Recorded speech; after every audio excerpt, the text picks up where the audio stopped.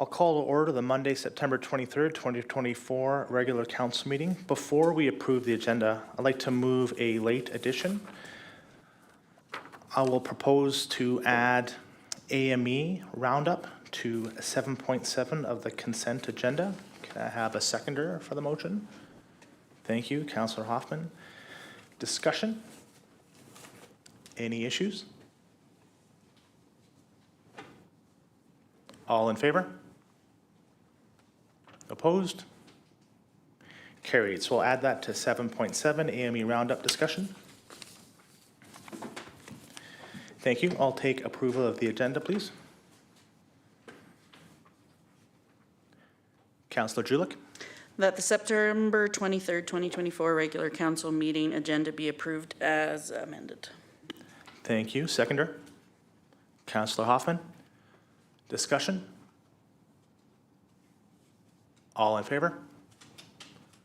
Opposed? Carried. Thank you. Adoption of minutes, 3.1, September 3rd, 2024, regular council meeting minutes. Councillor Julik. That the September 3rd, 2024 regular council meeting minutes be adopted as presented. Seconder.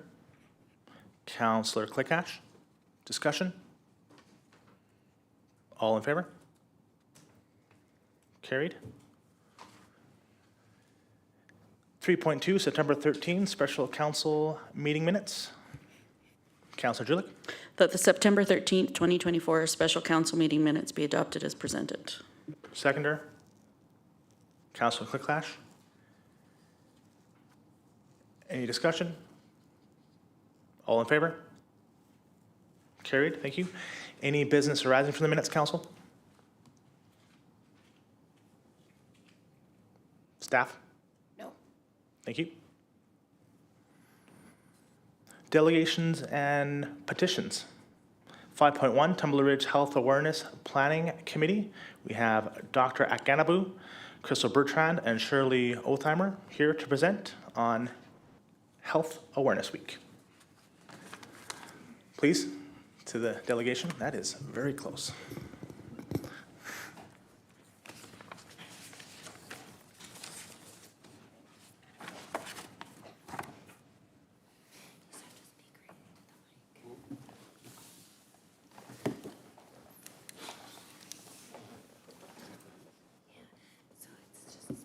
Thank you. Thank you for coming in. Go ahead and take it away, and then we'll take questions from council after. Okay. Tumbler Ridge Health Awareness Week. On September 13, 2024, the Tumbler Ridge Health Awareness Week Planning Committee submitted a request to the council to proclaim October 2nd to 6, 2024 as Health Awareness Week in Tumbler Ridge. Recommendation, whereas Health Awareness Week No, that's okay. No, we have that in proclamations after our delegations. Okay. Just, is there anything you'd like to tell us about the upcoming Health Week or about the proclamation of the Health Awareness Week? Yeah, it's something that we hope to do every year, so that we can create awareness. We can create awareness. We hope to bring some behavioral change in health-seeking attitude towards the locals here, and then we're trying to take health out of the four walls of the health center to take it to the public. So that's the whole concept of this, and we hope that it's going to run for a week. We want to involve everyone. We want to involve the children, the seniors, and the locals in general, the public in general. Yeah. Okay. And we're also involving every aspect of wellness. So as all the way from physical to mental health to social, all of the above. And it's for private and government and different organizations who wish to attend. Okay, we have speakers coming in. Doctor, if you will know more about that. Okay, on On the 2nd, we are hoping to have the high school children come over to the health center. They will go around, we'll talk to them about career, talk to them about mental health, teach them CPR, and show them some of the common things that we see around, trying to address some condition, things like substance use, try to distract them from behaviors like that. And then the next day, we are hoping to, that's on this 3rd, we are hoping to go to the seniors. We have a lot of programs for them on that day. We have there might be some immunization, pneumococcal, and then we have mental health talk. We have talks on aging gracefully at home, dementia, and things like that. And then, and how to manage the loneliness and things. And then the police will also be there to tell them about safety in the seniors. On the 4th, we are hoping to have a dentist come to town, talk to us about common dental conditions, and then immediately after that, we have an eye specialist to come around as well, tell us something similar, something around the eyes as well. On the Saturday is going to be the big one. That's the health fair itself. We really hope that we have some introductions on that day. We are hoping that the mayor can open the program formally. We also have the medical director for Southeast talk on a speech on that day. After which we have a diabetic talk on that. That's going to be the biggest one, right? We have doctors. Our own Charles will also be talking on that day as well. We have a pharmaceutical company. We are trying to change we are trying to change diabetic screening or monitoring a little bit. So we are trying to move into the regular pricking of the finger to something new. So we are hoping that the companies that make this particular gadget comes on that day and talk to us about it. I felt it's a very good one. Then immediately after that, we have the mental health session where a psychiatrist will be here to give a proper talk, and then we have our support group in town here to create awareness on that, so that some people can be supported in this fashion. And then we also have other people will be talking by the side. We have tables, table by the side where people can go in and and get counseling for different things. We have some rooms by the side where people can do their blood. They can check their blood pressure, check their blood sugar, check their BMI and all that. Give them some privacy, something like that. And then the next day, which is Sunday, that will be the final day. We'll do minor things, massage, CPR. We want to demonstrate CPR so that the whole community will.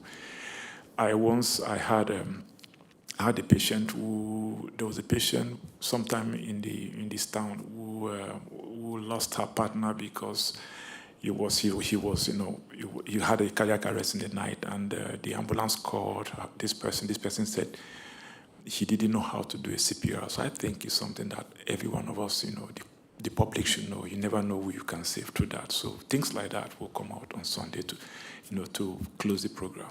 Thank you very much. Thank you for that, Dr. Iffy. I know I've been a part of previous health fairs in the past. It's always a lot of great information. And thank you to the planning committee for putting this together for us, because this is definitely something that is worthwhile in our community. So thank you very much. I'll open up to council if there's any questions. Councillor Julik.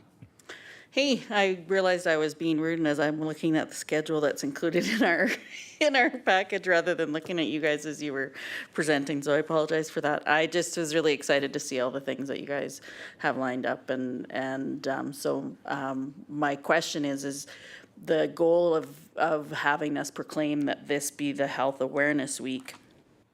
This is something you would like us to do for every year, correct? So that this doesn't go by the wayside, is my guess? Yes. All right. So I know Councillor Norbury had said we don't do anything during the delegation, but the proclamation is further into our agenda, so I imagine we'll have that pop up. But thank you so much for doing this for our community. I think it's super important that you guys, health people, can engage outside of the clinic. Yeah, I just think it's really good that we can continue to build those bonds and put a face to all you guys who work so hard for us. So thanks. Thank you. Thank you for that, Councillor Julik. Councillor Hoffman. Thank you, Chair. I just want to say I particularly like that you're including the youth, the grade 10s to 12s, having a day for them. I don't think it's something within your venue, and I also don't want to hand you more work, but one of the thoughts I've always had that's come and gone is including things like CPR training in schools. I remember that when I was in that age, the only reason I got any was because I was in a particular incentive PE class. But I mean, it needs to be in an English class or something where everybody is taking it. I don't know if that's something you're allowed to do or if you have to deal with the school system, but I think this is a start, definitely getting the youth involved. So thank you for including them. Thank you, Councillor Hoffman.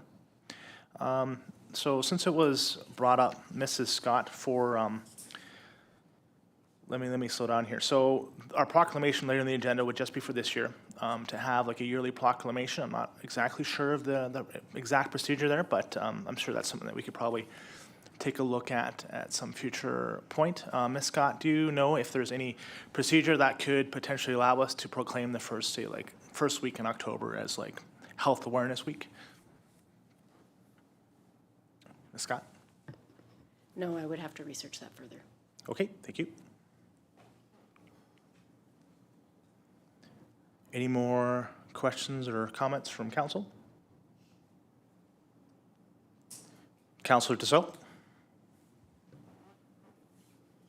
I just wanted to say, I'm homesick, of course, but thank you for coming in and presenting. I too also was going through your list of days and the week of what's going to happen. It's pretty extensive and it's well done. So thank you for coming in and presenting. Thank you. Great. Okay, seeing no more questions, thank you very much for coming in. Well done, and thank you for putting on this, this conference. I'm sure it'll be well attended. Thank you.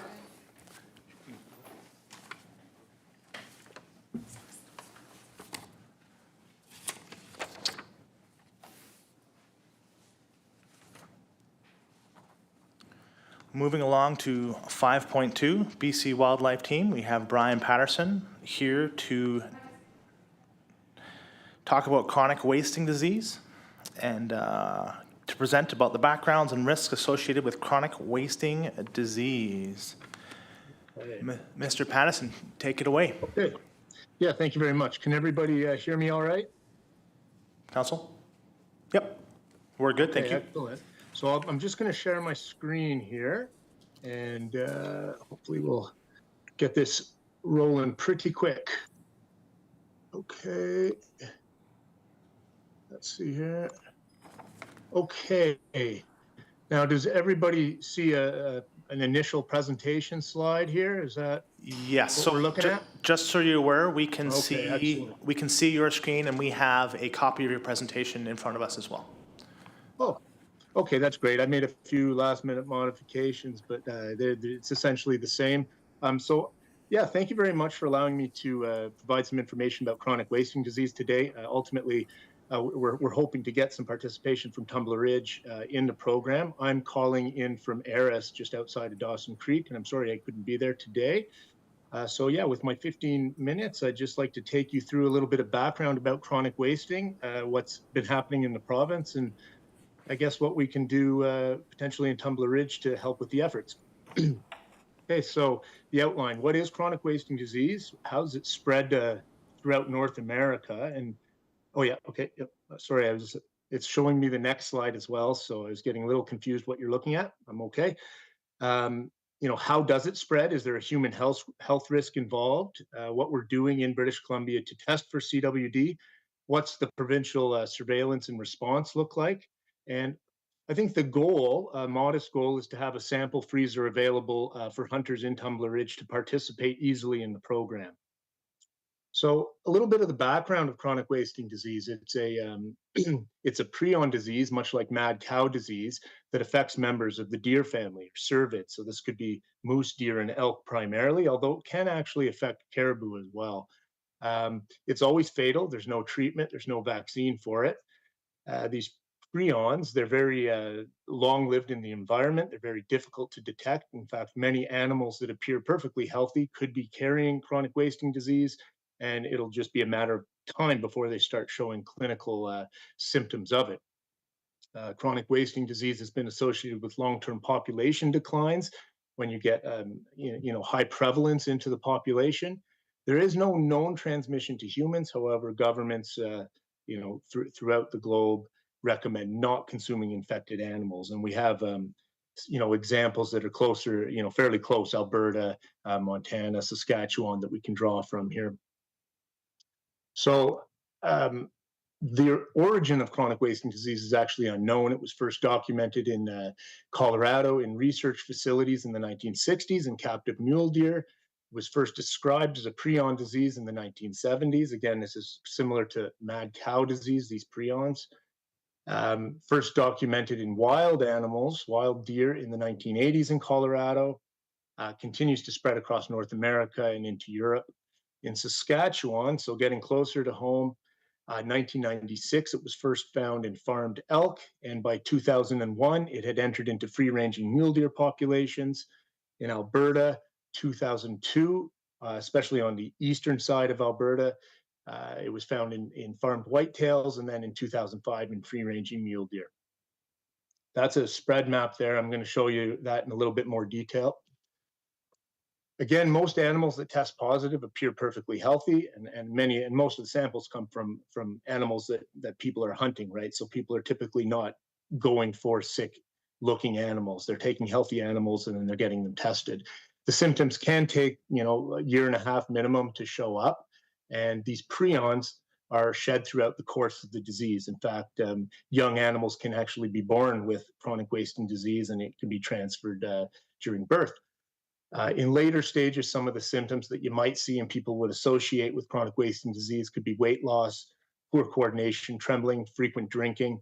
But there are other things that can cause animals to act this way. So the only way to sample is to have actually tissue samples from a dead animal.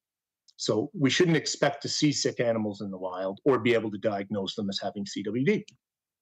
So I think this is very telling. This is the state of CWD in North America in 2005. The yellow circles are where chronic wasting disease was detected in captive populations, so like an elk farm, deer farm, something like that. Those yellows were depopulated. The gray cells are where it entered into free-ranging populations, which obviously is much harder to control. Now we'll fast forward here to basically present day.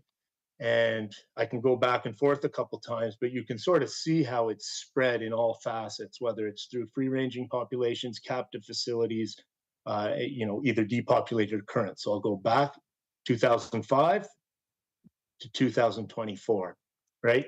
And you can see Alberta there. It's become quite prevalent in southeastern Alberta, and we've actually now, if you look into British Columbia in that southeastern portion, you can see that there is CWD in free-ranging deer there. Those were detected in just February of this year, okay? And those probably came over the border from Montana.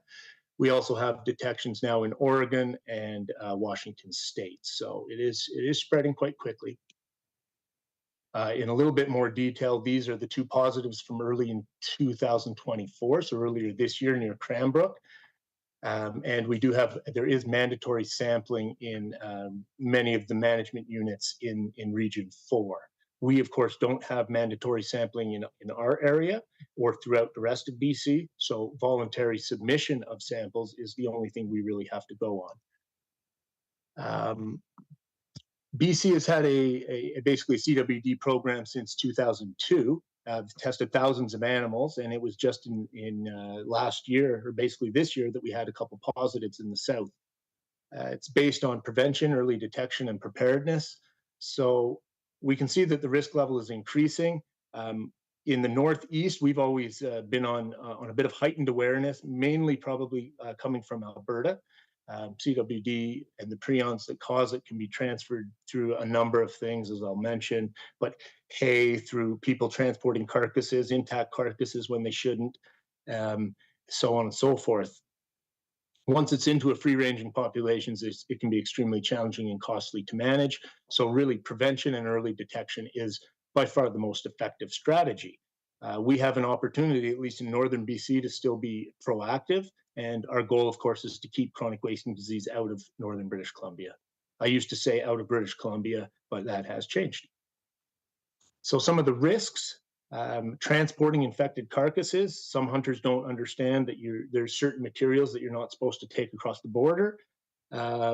So, of course, moving live animals, we probably haven't had chronic wasting disease until recently in British Columbia because we really don't have the game farms that other provinces have. But CWD positive meat, urine-based scents, plants and forage, including hay, those are all ways that chronic wasting disease can be transported. In fact, when deer urinate on some hay, or they're all feeding at a hay bale and they're salivating around it, and that hay gets moved somewhere, you can actually be transporting prions at that point that can infect other animals. Even scavengers can move it. So surveillance in British Columbia, especially in the north, we've been reliant completely on voluntary submission from hunters and from roadkills. We've worked with the regional district as well to have access to some of the roadkills with some of the road crews, but really voluntary submission in our area. Of course, in the south, they have, I guess, changed some legislation to make it mandatory to submit samples from deer harvested in Region 4 and certain units in Region 4. And this is all very critical to basically to detect the disease early enough to be able to do something about it. This is kind of what your typical, if someone's dropping off a head of a deer, this is basically what it would look like. We'd give them, there'd be a garbage bag there, there'd be an ear tag that goes on it. There'd be some information that gets filled out about the unit they hunted it in, their contact information, in case there was ever a positive result. And it would go into a freezer, much like that. So these are just sort of briefly, and apologies for anybody who doesn't want to see this, but these would be the samples taken. It's basically tissues of the central nervous system or tonsils, and it's a little bit different between whether it's a deer, a moose, or an elk. Hunters, there are instructions for hunters to collect their own samples. It does take a little bit of practice, I find, but that's something that can be arranged if people are looking for more information there. At this point, really, I think what I could see as being a helpful idea is to have a freezer located somewhere in Tumbler Ridge that either local hunters or visiting hunters can easily submit heads or sample tissues in. It would also be a place where you can get some more information about CWD surveillance and management, and it allows hunters to have that sort of peace of mind that the meat that they're consuming is free of CWD. You may ask, there are some other drop-off locations in the Peace region. We've got a drop-off location at the Roadhouse. There's the wildlife offices in town. There's Core Lanes in Dawson Creek, and there's a couple places in the North Peace as well. So there are options for hunters to submit samples. However, I thought it might be nice to give Tumbler Ridge the option. I know there's lots of people that enjoy the outdoors and hunt quite a bit there. It's a destination for a lot of people, and I thought giving the option to have a place where they didn't have to travel quite as far to drop off a sample if they want to participate in the program would be potentially a good idea and help the program out. Lots of people participate in this program. I'm a contractor to the BC Wildlife Health Team, to the provincial government in this regard. But I'd be happy to answer any questions that anybody has about that. Just wanted to share that information with you. Thank you very much. Thank you for coming in and presenting, Mr. Paterson. Before I get to my questions, I'll reach out to see if there's any questions from council. Councillor Hoffman? Thank you. Forgive me for being this guy, but when I look at it, what's the preventive part? Say you find it here, say it's becoming more prevalent, and for the safety aspect or potential safety aspect for consumption, I get. But what measures are we actually have to start limiting this? Because this, as you said, there's no game farms here that you can depopulate. It's just the wild animals. Yeah, I'm not sure if I got the entire question. Well, I'll say a few things, and if I don't answer it, please let me know. Really, once it gets into the wild population, what would happen would it probably be, well, what's happening down south. There would be a targeted sampling effort that would involve the removal of some animals within a radius around those initial detection points. And then if warranted, it's quite possible that some culling would occur in order to curb the transmission of the disease. So once it gets to a certain level within a wild population, there really isn't a whole lot you can do about it. And we can see examples from Alberta, Saskatchewan, and elsewhere that are quite, that's what has borne out of it. So ideally, what we'd like to do is have that ability to detect the presence of the disease very early, if it is here, and then to have the ability to try and do something about it once it's in the very, very early stages. Because once it progresses past that, and it goes from animal to animal to animal, it is going to be very, very hard to do anything. Thank you for that. Follow-up, Councillor Hoffman? Thank you. You answered the question that was asked. I appreciate that. Has there been areas where this tactic has succeeded?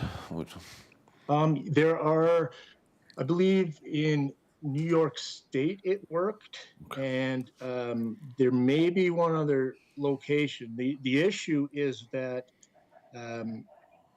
it often, and actually I think in Norway with some reindeer, but it takes appetite it would take an appetite from the general public as well to support a program that would cull a number of animals. So I think in Manitoba, they have, I have to look at what their success has been. They did undertake a fairly extensive cull program, and I think within that cull, they might have killed 500 animals and only had 2 positives out of that. So I'm not, and that was just maybe a couple of years ago, so I'm not sure where they're at now, but in Alberta, of course, they were on top of it, going with a fairly heavy effort to remove deer from some of the areas using helicopters and whatnot, and that the public didn't support it in the end. Is basically my understanding. So that was discontinued, and now they do have CWD that is, there's not much you can do about it. So I guess the question. It is, once you have detected it, especially at a certain level, it's a very, very uphill battle. And I guess the question would be, do you just do nothing about that and let it spread? And I would say no. I think you get one chance to deal with it. And if we're not sampling and we're not proactive, then we really don't have any option. And at least in this regard, we're also providing, I think, peace of mind for people that are, potentially concerned about the safety of their, what they're harvesting. And of course, I do need to reiterate that there has been no case of transmission to humans that is credible. That being said, nobody's done extensive testing on humans, and it is recommended by, all various governing agencies, whether you're in Canada or, North America, that people shouldn't consume infected meat. Thank you for that. I'm going to move on to some other councillors. I have Councillor Julich, and then Mayor Kukalka, and then myself. Councillor Julich. Hi, Brian. Thanks so much for this information. I definitely got some shock and awe between 2005 and 2024. Those are pretty, I was surprised. I really support this. I'm really grateful that there's folks like you out there that are looking to try and prevent this from spreading. I think that it's a good idea. Beyond the human factor, there's the animal factor. I love the outdoors. It's always a treat to see those wild animals out there, and nobody wants to see them suffer unnecessarily. So is there advertising like beyond when you're going and getting your hunting licenses to know about these different drop-off stations? It's just not anything. I'm not a hunter. I do have hunters in my family though, so it's just I'm wondering how well it's known out there and how we might be able to help and what it is we would need to do in order to get the freezer here.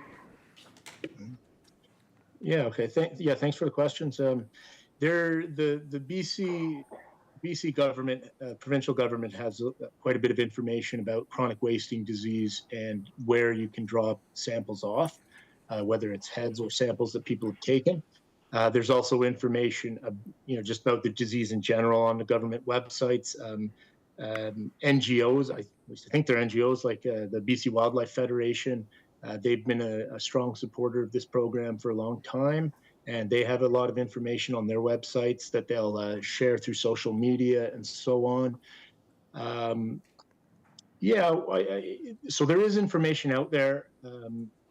You maybe have to look for it a little bit if you're not signed up to the right, media sources. But we're always looking to improve how we communicate with hunters and getting that message out, and then ultimately they can choose to participate in the program, or if they wish to not, then that's their choice. Thank you for that follow-up, Councillor Julich. I was just wondering what the next step would be if we wanted to be able to do that freezer here in town. Mm-hmm. Yeah, so I think it would just be really establishing a reasonable location to put a freezer and a little bit of information. It's possible that I'm sure I can find some funds for a freezer and probably maybe even a little structure that would go around it. That would be, I think that would be the nicest option, is to have a freezer sits on maybe a wood floor of some sort, with a structure around it to shelter it a little bit, and has some information that people can find on it, contacts if they have questions and so on. I just off the top of my head, and I don't live in Tumbler Ridge, so you may have a better idea of a suitable location, but my thoughts were either probably the visitor center or the maybe even the hardware store, although I know that's privately owned. Okay, thank you for that. Mayor Kukelka? Thanks, Deputy Mayor. Sorry, I'm probably gonna have a hard time trying to talk here. First of all, I want to thank you for coming in. I think it's great information for council and for our residents. And, I appreciate the questions that came from Councillor Hoffman, because those were a couple I had. And I thought that was, great information and reply they gave back. Do you find these freezers at all in remote locations, and we're remote, anyway, as an attractant through the winter? We're not talking obviously bears, hibernate, but we do have coyotes and cougars. Have you ever heard of any issues that way? No, I haven't heard of any issues. In that regard, it would be important to check them regularly. Having something in a fairly visible location too would likely allow us to monitor it in case anything happened. I have personally had freezers come unplugged. And that could certainly be an attractant if something like that happened. For this program, we haven't experienced that, but I suppose there's a small risk. Okay. And then you kind of answered what kind of said about maybe frequent pickup. How often do you do pickups? It really depends on. I'd say every couple weeks usually. Depending on the volume, it can be quicker. And there could be even opportunities for, I suppose, collaboration if people are coming and going from Tumbler Ridge towards Dawson Creek. So it can be essentially at whatever schedule is needed to deal with the inputs. Perfect. Thank you very much. Yeah. Thank you for that. So my question is that in your presentation, thank you, by the way, your presentation, you talked about elk and mule deer. Is there any other species that you're aware of this is spreading through, like caribou or? Yeah. Yep. So it does. It can be moose, it can be elk, it can be mule deer, it can be white-tailed deer, and it can get into caribou as well. So all of the above. Mule deer it's by far the most prevalent in mule deer and in mule deer bucks, and that's likely a function of just how they are at certain times of the year, where they gather into larger groups. So, when they concentrate at a feeding site, something like that. Elk and moose, less so, but it certainly does occur. And white-tailed deer would be behind mule deer for most prevalence. Caribou, we've never seen that in North America. They've had it in Norway.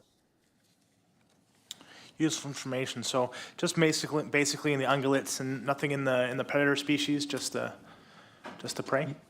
Yeah, that's right. Just ungulates. So mad cow is just cows unless it can somehow get to humans. Creutzfeldt-Jakob disease. This is just cervids, so hoofed animals, I guess. Well, not all hoofed animals, but deer, moose, elk, caribou. Sheep have something similar called scrapie. As far as we know, they do not cross those sort of species barriers.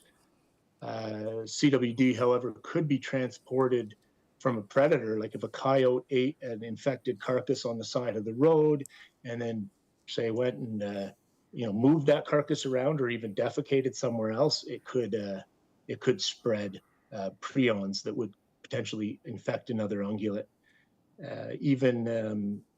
Even fire, like regular fire, isn't really going to do very much against it. To kill it, you need incineration temperatures. And I know BC is looking into these types of facilities for the future. Fair enough. So I guess the age-old adage of just cook it and it'll be fine doesn't really apply here. No, not in this case. They do, the prions will concentrate in central nervous system tissues, but it could be found throughout the meat as well. Great, thank you. So we don't make any decisions, so we can't set staff on any sort of direction on where we want to see these freezers, but Yep. I assume that staff will circle back to this at some point. Thank you. Okay. Any other questions from council before we move on? Okay, sorry, Brian, didn't mean to cut you off, but thank you for your presentation, and we'll be in touch. Okay, thank you very much.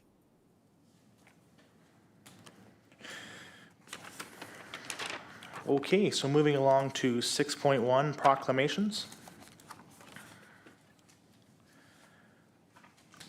Whereas Health Awareness Week is to be held in Tumbler Ridge from October 2nd to 6th, 2024, and whereas educating and informing the public about health awareness across age demographics will reduce illness and injuries, as well as enhance the quality of life for all residents and healthcare providers. And whereas Tumbler Ridge Health Awareness Week is a public-private partnership working together with the Health Authority and supported by local government, School District 59, local businesses, police services, as well as regional expertise assembled to provide a comprehensive educational experience for all. Whereas the Tumbler Ridge Health Awareness Planning Committee have requested the District of Tumbler Ridge adopt this resolution in support of its ongoing efforts to raise awareness, save lives, prevent injury, and enhance the quality of life for all citizens. And therefore, the District of Tumbler Ridge does hereby proclaim October 2nd to 6th as Health Awareness Week. Thank you. Moving along to 7. We don't need a seconder on that, Ms. Scott, do we? We can just make the proclamation? In theory, if it was approved, they could already just read, but they didn't decide on that yet.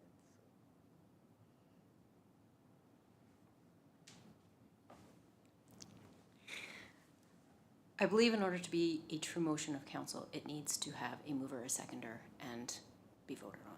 Thank you. All right, therefore motion, second. Councillor Jilek, discussion. All in favor?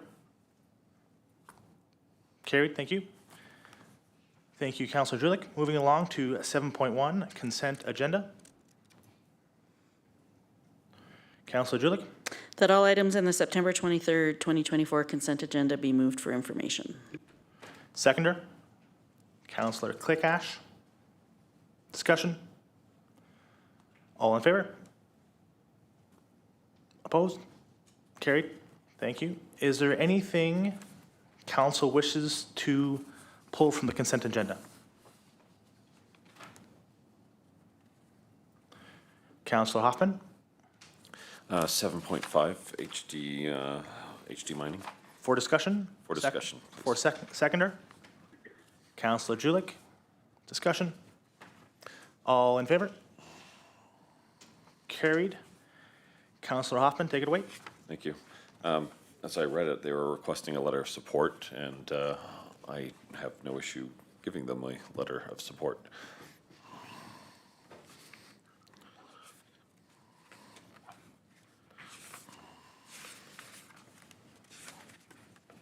Thank you for that, Councillor Hoffman. Do you have a motion for us? I was going to let somebody answer back, but I can motion if we're ready for that. I move that we, as per the request of HD Mining, offer them a letter of support in furtherance of their application for their permit. For the substantial start determination request? Yes. To the BCEAO.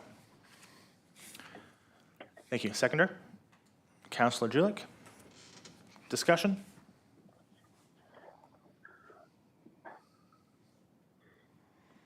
Mayor Kukalka, go ahead. Thank you. Sorry, I can't find my thing there to chat, so I couldn't put it up. My only concern would be, I know when they were in as a delegation that we need to make sure that they have circled back to all the First Nations within the area of Treaty 8 and even non-treaty nations as well, because I know when we had the conversation with them, they had not reached out to all First Nations or Cree Nations, and that would be my only concern by us supplying a letter of support. Thank you. Councillor Julik. I hear where Maker Calc is coming from. When I read this, and I guess I'm looking for somebody to correct me if I'm wrong, this wasn't necessarily our responsibility to make sure that they've done those pieces. It was more us saying that we have in fact seen that they've done a substantial start. And I would say for the amount of construction and everything that I see out at the site, I would agree that they've substantially started. So far as the other pieces, I wonder if that's our responsibility to be the fact checkers of that. Thank you for that, Councillor Julik. I would tend to agree on that one. I mean, I would share the mayor's concern about making sure that all of our stakeholders in our region, especially the ones that have pointed out that they were missed in the consultation period, would be consulted. But at the same time, yeah, I don't think we're here to provide oversight with that.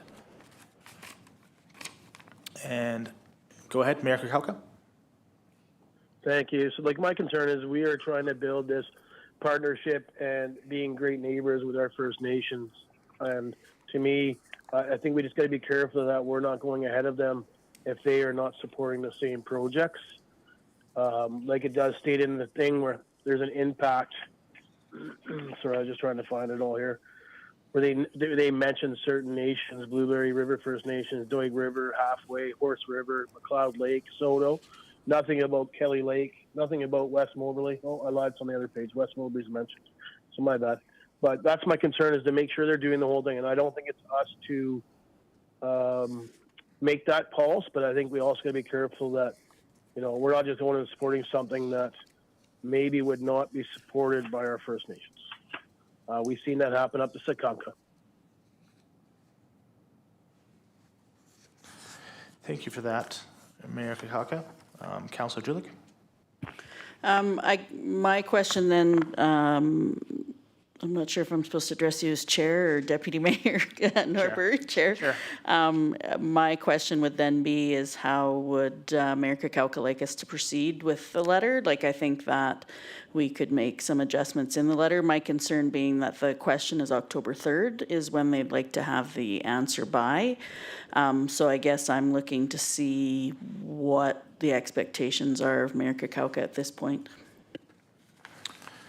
So before we move on to Mayor Kukalka, if he's prepared to respond to that, you know, it does notice, I do notice on page 58, it does mention it's part of Treaty 8. You know, 59, they are engaged with West Moberly and Soto First Nations and McLeod Lake as they are on their land. Yeah, I guess for myself would be would we, to yourself, Mayor Kukalka, if you're prepared to answer, would we be reaching out to all those nations just to make sure that they have been engaged and they feel they've been properly engaged before we would send a letter of support? No, I'm not saying that, Chair. My thing would be just something within the letter that's saying that we just, we really appreciate, sorry.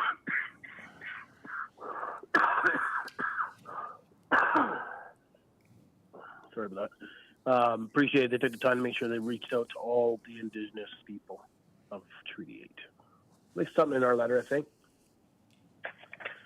Thank you. I just don't want to see us break up that bond that we've been building with all of our First Nation neighbors. Fair enough. Thank you for that. We definitely want to make sure that we are, everyone's consulted in this process. So are you making an amendment to the motion, Mayor Kukalka, or yeah, yeah. So I have to unmute my phone back and forth, Chair. I'm just saying that when we write the letter of support, I think we just add it in there. The motion doesn't state what the letter's supposed to state. The motion was just to send a letter of support. I think maybe we just ask staff just to add into that we, would appreciate that they reach out to all the First Nations, including Kelly Lake Creek. Thank you. I think it's very important that we get everybody involved. Yeah. When we're at this kind of process. That's all I would be saying. Just add it in our letter. Doesn't mean we don't support it. Absolutely. Thank you. Staff, do you see any issues with adding that to the letter? Would you like us to make an amendment to the motion to include that? Oh, there we go. No, I don't think there needs to be an amendment to the motion. We've made note and we will make sure we include that. Thank you. Okay, any more discussion from council? Oh, I saw Councillor DeSoto's paper flickering there. I thought it might be your hat. No, we're good to go. All in favor? Opposed? Carried.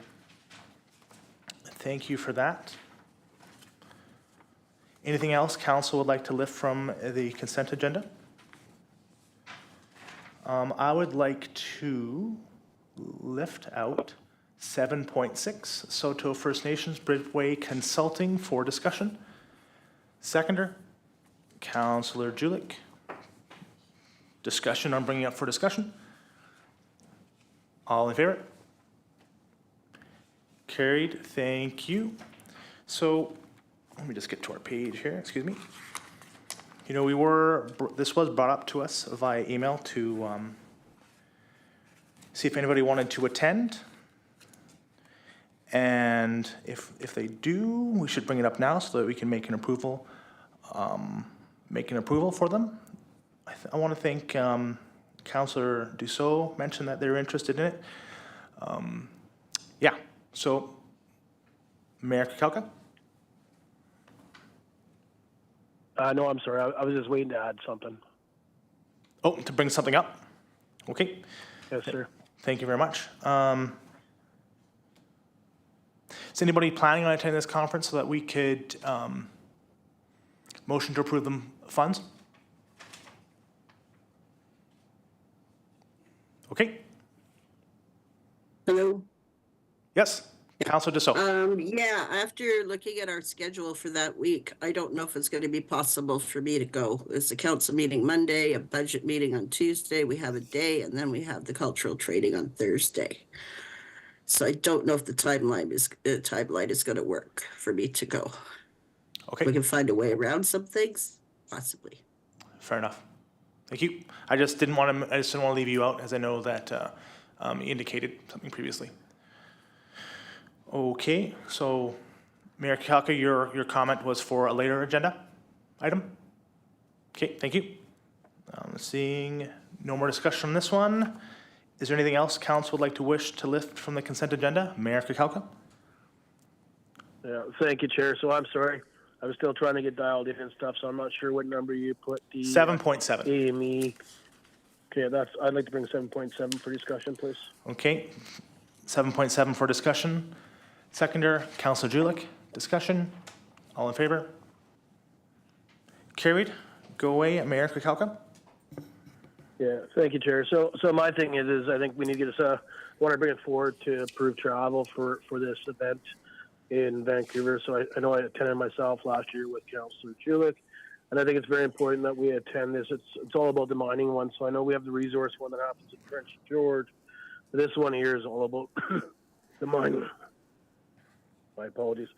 So I'd like to put a motion on the floor, and it can be changed, but and stuff like that. But that we approve travel and flights for Mayor Kakalka to attend the AME in Vancouver in 2020. Thank you for that. I will second. Discussion?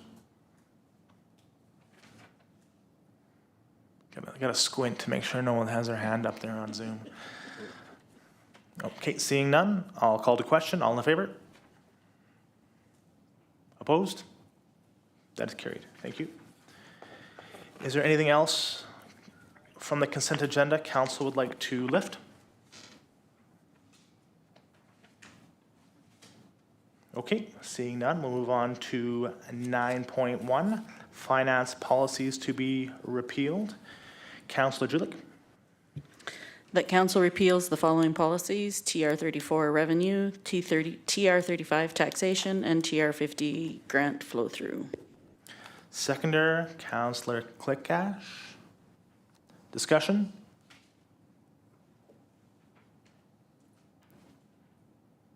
Seeing none, all in favor? Opposed? Carried. Thank you. 9.2, operating surplus fund policy. Councillor Julik doing the heavy lifting for us tonight. Thank you. That council adopts the FIN 01 operating surplus policy fund, and that council repeals the TR33 reserve management fund policy. Can I do that in both? Sorry. Let's do one at a time. Okay. Thank you. I'll back up number 2 and just do number 1, that we adopt the financial 01 operating surplus policy fund. Thank you. Seconder, Councillor Hoffman. Discussion? All in favor? Carried. Councillor Julik, number 2, if you wouldn't mind. That council repeals the TR33 reserve management fund policy.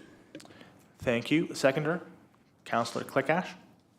Discussion? All in favor?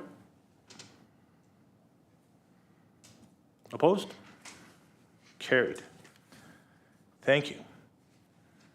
Moving on to 9.3, schedule of meetings. I'll try not to make too much noise on the mic.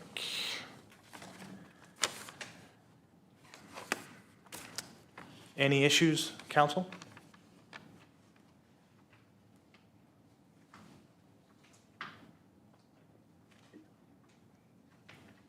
Staff? No, but I would like to point out the proposed stakeholders meeting with the community forest on October 2nd at 6:30.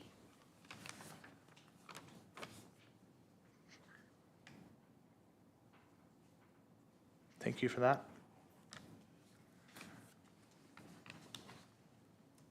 Mayor Kakalka?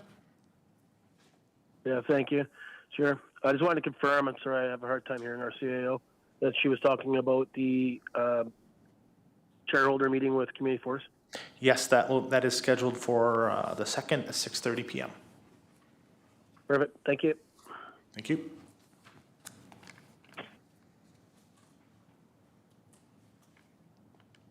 Anything else on the consent agenda, council? The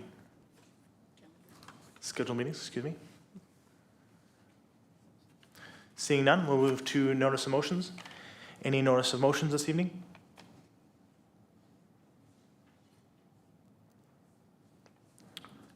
Seeing none, move on to councilor's business. Is there any council? Look at that. There is a councilor's business. Councilor Hoffman. Thank you, Chair. I just wanted to bring up the fact we had a little celebration at Quintet where they were celebrating their permit to move coal and move the train in place, and did a photo shoot over one of the bridges. Did not have the train on the bridge, thankfully. I don't need to be that nervous. But no, had a little bit of photo op and a celebration, and a chance to give them the kudos for the time and effort well spent, and a permit well won. Thank you for that, Councilor Hoffman. Anything else from council? No, I will share that we were down at UBCM over the last week. We met with 10 different ministers, and I hope to see that we'll have some information and movement on those meetings. Okay. Seeing nothing else from councilor's business, we'll move into question and answer period. Is there anything from the public? Ms. Scott? No, we have not received anything. Thank you, Ms. Scott. Seeing no one in the gallery, I will resolve to our closed meeting. Councilor Julik. That the September 23rd regular council meeting be closed to the public according to section 91E, G, J, and K of the Community Charter to permit discussions about E, the acquisition, disposition, or expropriation of land or improvements if the council considers that disclosure could reasonably be expected to harm the interests of the municipality. G, litigation or potential litigation affecting the municipality. J, information that is prohibited or information that if it were presented in a document would be prohibited from disclosure under section 21 of the Freedom of Information and Protection of Privacy Act, and K, negotiations and related discussions respecting the proposed provision of a municipal service that are at their preliminary stages and that in the view of the council could reasonably be expected to harm the interests of the municipality if they were held in public. Thank you. Seconder? Councilor Clickash, all in favor? Carried. 5 minutes recess, please.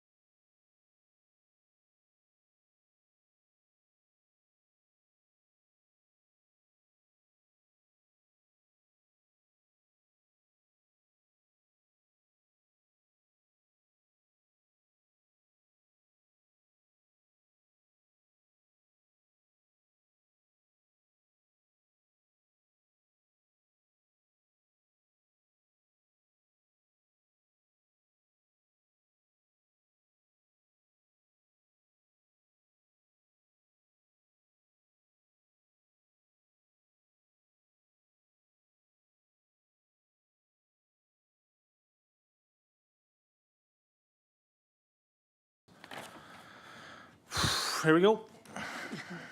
Time to earn my money. That the transportation grant program for the funding for the downtown sidewalk revitalization program. That council approves the use of $20,000 from the local government housing initiatives reserves to support the comprehensive residential development plan as per the RFP clause permitting budget adjustments. That council awards Urban Systems the comprehensive residential development plan contract for the price of $117,282. The price includes a 10% contingency, and authorizes the corporate officer and mayor to sign the contract, and that the 2023-2027 5-year financial plan be amended as followed. A, $20,000 be transferred from the local government housing initiatives reserve. B, that expenses to the budget line item 5199 ECDEV Special Projects 1-251990-28-001 Residential Development Plan be increased by $20,000. That council authorizes Lock Haven Consulting the Economic Development Strategy Contract for $90,000 and authorizes the corporate officer and the mayor to sign the contract. That council directs the administration to sign a lease renewal with the TR Mulligans effective from October 16th, 2023 to October 15th, 2024, formalizing the authorization for the 2023 winter operations with all other previous clauses intact. That council waives the policy TR 51 district's lease policy and authorizes TR Mulligans to operate the restaurant through the 2024 winter as requested, and renew the lease from October 16th to April 2024 for a monthly fee of $3,001,315 plus GST, with the business owner responsible for all operation expenses, including but not limited to property taxes, water, sewer, garbage bin rentals and pickups, equipment maintenance not included in the rental fee. And that the administration prepare a public competition to lease the golf course restaurant starting on May 2025 for year-round operations in a 3-year term with an option for a 2-year renewal according to the district's lease policy TR 51. Doesn't need to be seconded, right? Correct. Okay, I'll take adjournment of the regular council meeting. Councilor Julich. That the September 23rd, 2024 regular council meeting be adjourned. Oh, hold on a second. Before we have a seconder, Mayor Kakalka. I can wait till after this one. Thank you. All in favor? Carried. Thanks for all the point of orders. Okay. Meeting's adjourned. Just one.